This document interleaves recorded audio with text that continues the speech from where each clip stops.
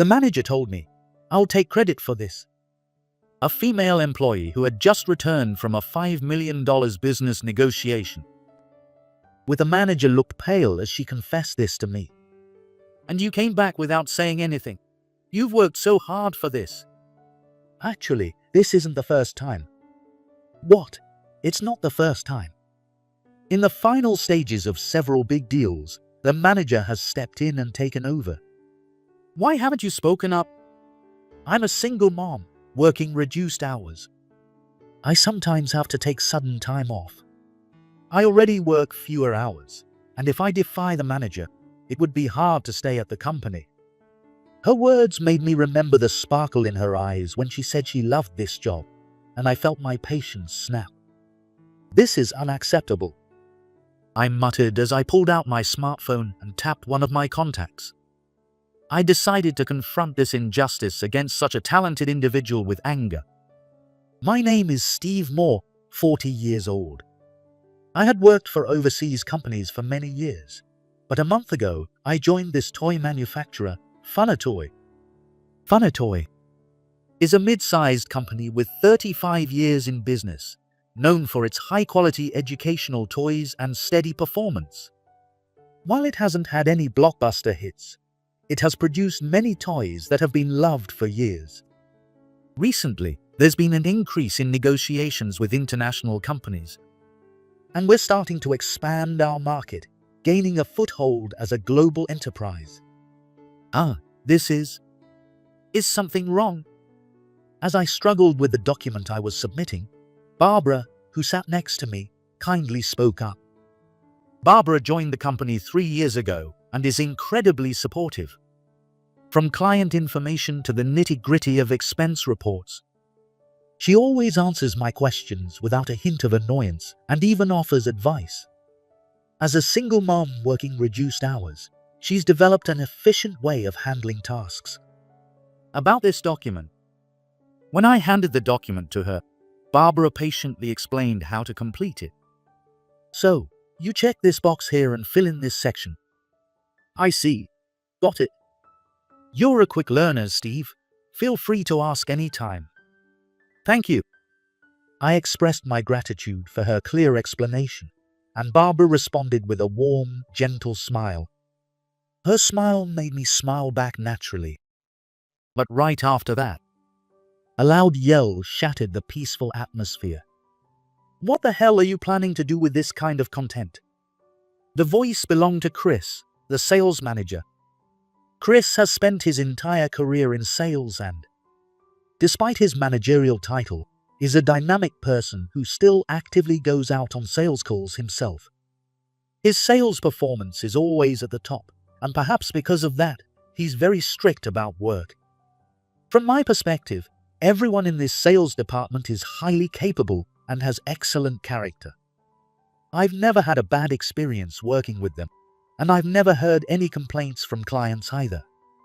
I often wonder why he needs to get so angry, but I assume his passion for work makes him strict even about the smallest mistakes. "The manager is being tough today too." "Yes, he is." Barbara nodded, averted her eyes, and returned to her tasks. The next day, as I was heading back to my desk, the manager's angry voice echoed again. "Seriously, why didn't you double-check this?" When I looked over, Barbara was standing in front of the manager's desk. "I'm sorry. What do you think this negotiation is? This isn't the kind of deal we hand over to someone who's only half committed." I frowned instinctively at Chris's overbearing tone. From what I've seen over the past month, Barbara is an outstanding professional who doesn't do anything halfway. She handles everything with integrity, and she's well regarded by our clients. How could he call her half-committed? We're keeping someone on reduced hours in the sales department. Don't you think you owe us a little loyalty? I'm truly sorry. For crying out loud, every time something comes up, it's about your kid getting sick or something else. You need to be more aware of how much you're disrupting work. We're not a charity keeping useless people around. Get it together. After berating Barbara, Chris spat out his final words and stormed out. Barbara lowered her head as she returned to her desk and carefully placed the documents back in the file. I noticed her unusually downcast demeanor, but with a meeting coming up, I didn't get the chance to check on her. Barbara. After finishing my morning tasks, I returned to my desk and called out to Barbara, who was opening her lunchbox next to me. Still looking upset after being yelled at by the manager, Barbara quickly tried to mask her expression when she saw me. Chris really laid into you earlier. Are you okay? You saw that? Barbara averted her gaze from me awkwardly before giving a modest smile. I'm fine. There was a typo in the presentation materials for the next negotiation, and the manager was just pointing it out. Wait, he yelled at you like that over a typo? I couldn't hide my surprise at how trivial the reason was. I couldn't believe he needed to shout over a single typo in a document that wasn't even urgent. Since it's an important presentation for a big negotiation, I think the manager just got a bit strict. You don't have to take everything the manager says to heart. I told her, it's not that they're keeping you on despite your reduced hours. It's because they really want you here, even if it's just part-time. What, Steve? From what I've seen, Barbara, you're exceptional. I think they recognize your value, which is why they're willing to accommodate your reduced hours in the sales department. So, you should be proud of your work. Thank you for the encouragement. I feel a bit better now, Barbara said, turning to me with a smile. Actually, it looks like we might secure a contract with Avenir in the next negotiation. That's amazing. Avenir is a major international toy retailer with stores all over the world. It's a luxury toy store favored by celebrities worldwide. And if we secure this contract, it could generate over $5 million in annual sales. This is a project I've been working on for a long time. I'm so happy it's finally coming together. Landing a deal with them is incredible, Barbara. You're truly outstanding. Oh, it's not like that. There were a lot of challenges to get this far. Even so, you're on the verge of closing the deal. You should be proud of yourself. Thank you. Barbara's proud smile was absolutely radiant. But isn't it tough, managing reduced hours while taking care of your child? I have to do my best for my child. Besides, I love this job. Barbara said this with sparkling eyes, thinking about how kids will react when they pick up the products, or how parents feel when they choose them, figuring out how to make that experience the best it can be. That makes it really enjoyable for me. So it's not a burden. But I noticed a fleeting shadow cross her face. If anything comes up, I'm here to talk, though I'm still learning from you most of the time. No, I'm glad I can rely on you, Steve, with all your international experience. Barbara said this with her usual gentle smile. A week later, the day of Barbara's contract signing with Avenir finally arrived. So, today's the big day, right? Yes. Barbara smiled up at me brightly. Hey, Barbara. Just as I was about to wish her good luck, Chris's voice interrupted. Yes, manager? Today's the day of the Avenir contract, right? Yes. It's a major deal with a big company. I don't feel comfortable leaving it entirely to you, so I'm coming along. But... What? Got a problem with that? The manager glared at Barbara, daring her to protest. What if you get a call in the middle of the negotiation to pick up your kid? If you're alone, you'll leave a gap, won't you? Are you going to blow a $5 million deal? Well, and what if the negotiation drags on past your work hours? You'll end up inconveniencing everyone. In that case, I'll step in. I couldn't stay silent any longer after hearing the manager's harsh words. Barbara has put everything together meticulously, so she should be able to handle any unforeseen situations. What, Steve? Are you trying to cut in on this? That's not my intention. I just think someone who's familiar with handling international clients would be better equipped to adapt if anything unexpected happens. So, you're saying I can't handle international clients, is that it? That's not what I meant. Then keep your nose out of it. You're still a rookie in our sales department." Chris barked at me before turning back to Barbara. "Do you think Steve would be better?" "No, I feel more secure with you coming along." Barbara responded to the manager, who nodded as if to say, "I thought so." "Let's go, Barbara." "Yes." Barbara hurried after the manager, who strode out confidently. Why is the manager taking the lead? I found myself voicing my thoughts. I had been told that this contract was Barbara's work. So I wondered why the manager, even with his rank, needed to insert himself into it. But then again, I thought the credit would still go to Barbara.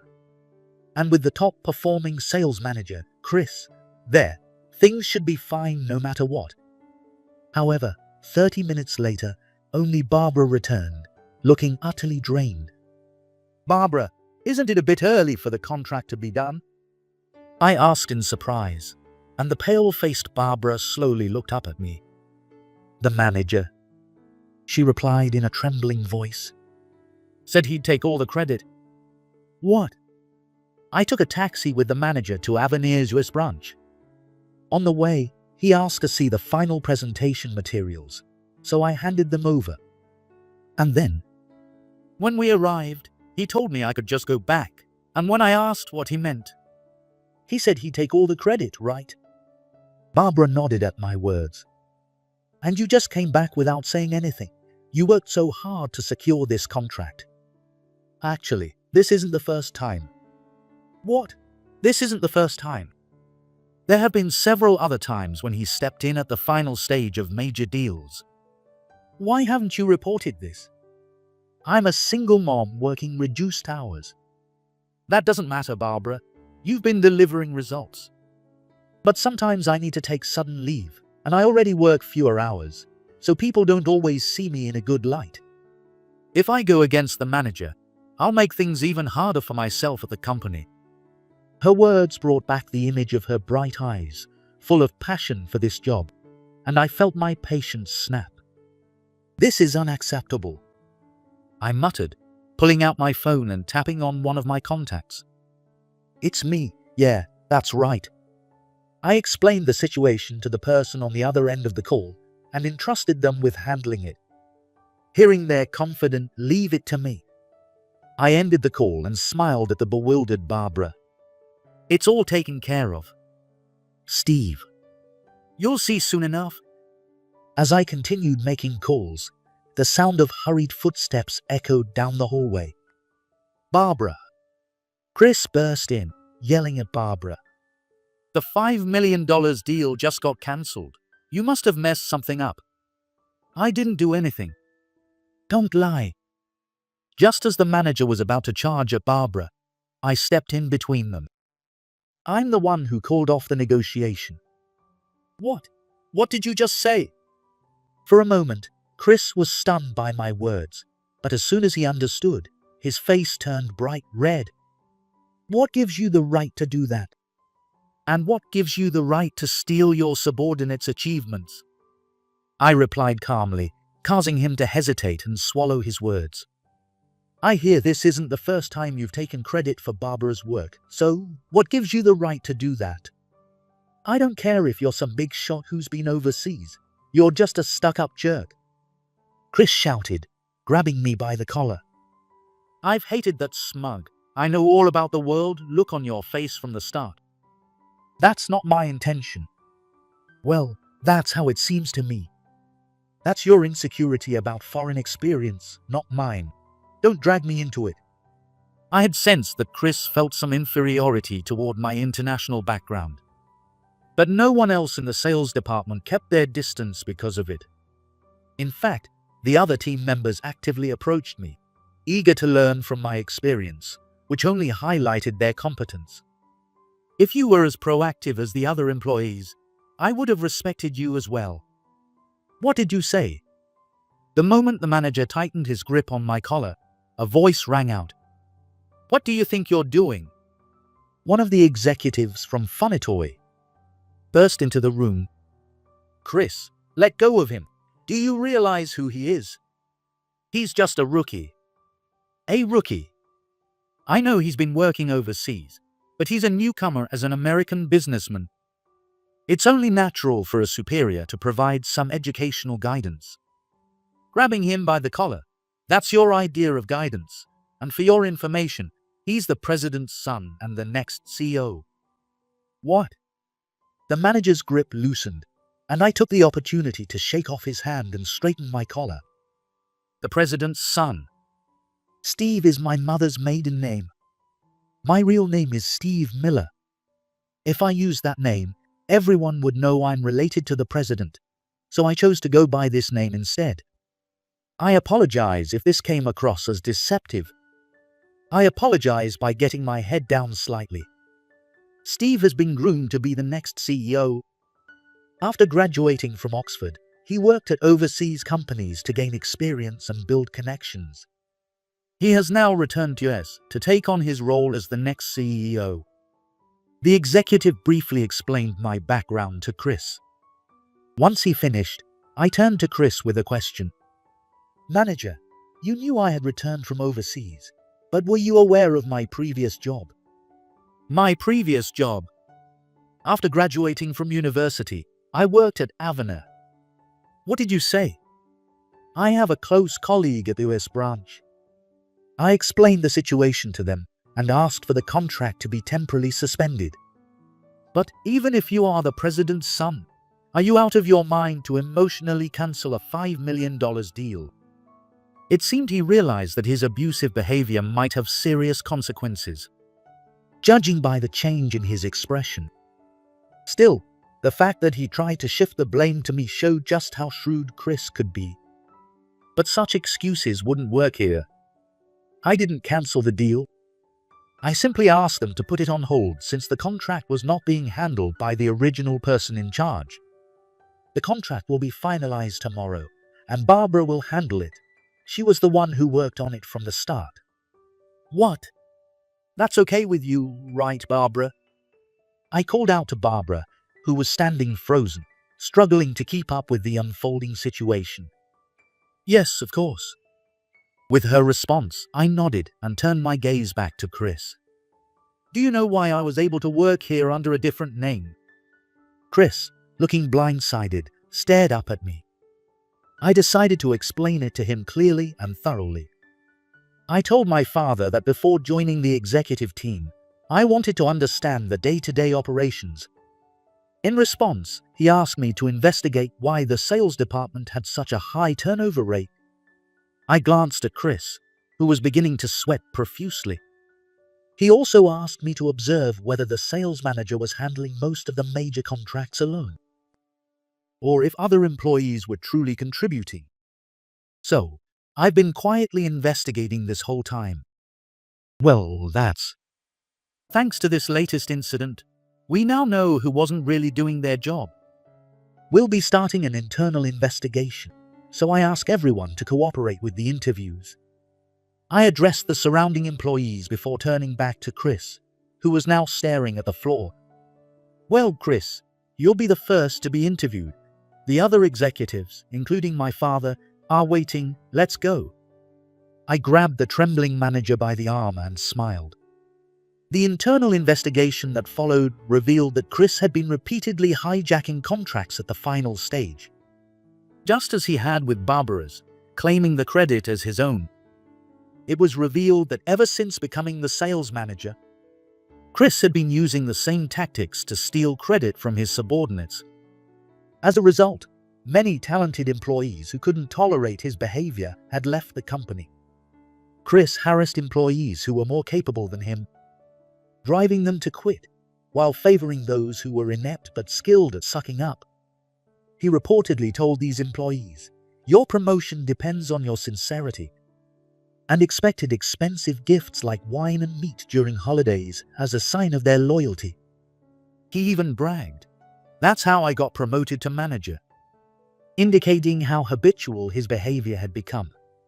When these employees sensed Chris's downfall, they all started revealing his actions, further exposing his lack of respect among his team.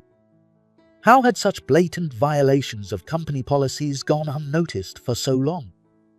Further investigation revealed that Chris had been bribing the HR manager, who was also a former college senior, with beer and women to cover up complaints from subordinates and resigning employees. The sales department employees, trapped in this situation, could do nothing but endure it until they could no longer tolerate it and eventually left, creating a vicious cycle. Losing valuable talent due to Chris's selfish actions was a serious issue. Chris's behavior eventually caught the attention of the higher-ups at Funatoy, leading to his dismissal. The HR manager who had been complicit in his actions was demoted to a regular employee. I'll make sure we protect the talented people who remain here, so if anything comes up, don't hesitate to tell me, I said to Barbara as I picked up my lunch. The day after that incident, Barbara successfully handled the negotiation with Avenir and secured a $5 million contract. A close colleague of mine later told me that the deal was closed because Avenir's representatives appreciated Barbara's sincerity and professionalism. So, Barbara, you shouldn't feel guilty about working reduced hours. In fact, you should be recognized for achieving results in less time than others. Thank you. I feel very fortunate to have my work recognized and to hear such encouraging words. Also, your perspective as a mother is invaluable for product planning, so I'd love to hear your thoughts. Absolutely. Barbara, sitting next to me and eating her lunch, smiled brightly. Steve, Mr. Miller, what are your plans from here? I'll stay with the sales department for now. I haven't been here long, and there's still a lot I need to learn about the day-to-day operations, so I'll be counting on you all. I see. That's reassuring to hear. Likewise, I'm truly grateful to have someone as capable as you on the team, Barbara, I said as I took a sip of green tea from my bottle. This recent incident has spread among our competitors, and the reputation of Funatoy has taken a bit of a hit. Moving forward, we'll need to emphasize our clean and honest approach to restore that reputation. Most importantly, we must ensure that Funatoy is a company we can be proud of when children pick up our toys. I'm committed to making sure we achieve that. I want to continue valuing talented people like Barbara and lead us toward a brighter future. From now on, I'll be the one to grow Funatoy into something even bigger